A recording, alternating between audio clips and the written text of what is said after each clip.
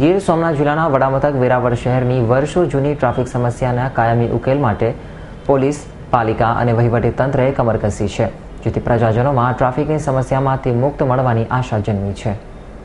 ગીર સોમનાથ જિલ્લાના વડામથક વેરાવળ શહેરમાં ટ્રાફિક સમસ્યાથી પ્રજાજનો ત્રાહિમામ પોકારી ઉઠ્યા છે અને જિલ્લા કાર્યરત થતાં જ જિલ્લા વહીવટી તંત્ર સમક્ષ અવારનવાર ટ્રાફિક સમસ્યાના નક્કર નિરાકરણ માટે પ્રજાજનોની ફરિયાદના પગલે પોલીસ, પાલિકા અને જિલ્લા વહીવટી તંત્રએ કમર કસી છે, જેના ભાગરૂપે શહેરની ટ્રાફિક સમસ્યાને નિવારવા માટે જિલ્લા વહીવટી તંત્ર દ્વારા દૂરંદેશી આયોજનના ભાગરૂપે શહેરની મુખ્ય બજારોમાં એકી બેકી તારીખે પાર્કિંગ સાઇટ, શહેરમાં દિવસ દરમિયાન ભારે વાહનો પર પ્રતિબંધ, મુખ્ય બજારમાં વન વે સહિતના મુદ્દાઓને આવરી લેતું જાહેરનામું પ્રસિદ્ધ કરાયેલું છે.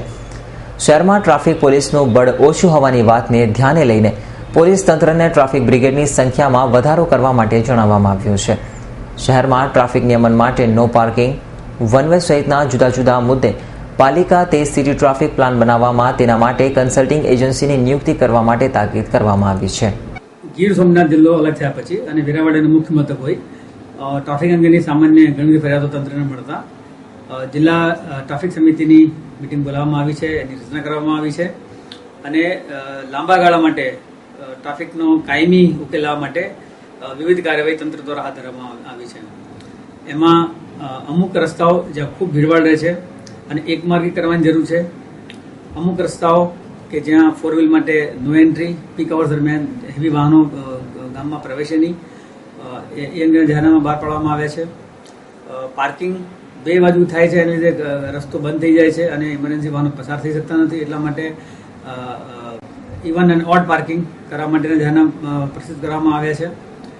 અને સૌથી વધારે મહત્વનું કે ટ્રાફિક પોલીસ પાસે સંખ્યાબળ ખૂબ જ ઓછું છે, એટલે ટ્રાફિક બ્રિગેડની સંખ્યા જો વધે, છોકરાઓને રોજગારી પણ મળે અને દરેક પોઈન્ટ ઉપર ટ્રાફિકના માણસો ટ્રાફિક મેનેજ કરી શકે, એ અમે જિલ્લા ટ્રાફિક સમિતિમાં એનું આયોજન કર્યું છે.